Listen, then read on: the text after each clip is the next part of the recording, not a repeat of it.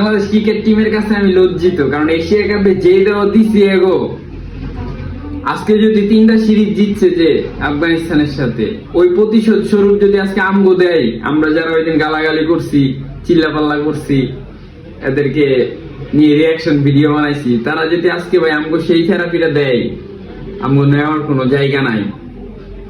তো আমি সত্যি লজ্জিত ভাই, এর আগে যে রিয়াকশন ভিডিওটা বানাইছিলাম বাংলাদেশ ক্রিকেট টিমটা নিয়ে।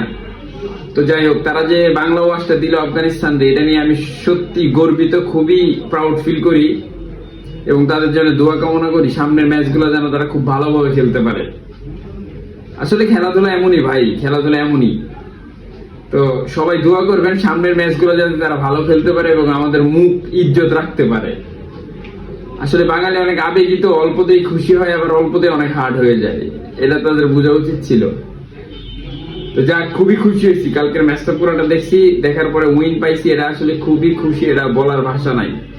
ইভেন 3টা ম্যাচ 3টাতে এত সুন্দর খেলা খেলছে, এইভাবে আসলে কন্টিনিউ করলে খুবই ভালো হয় আর কি। তো সবাই দোয়া রাখবেন তাদের জন্য, এবং তাদেরও আমাদের পালস এবং হার্ট বোঝা উচিত।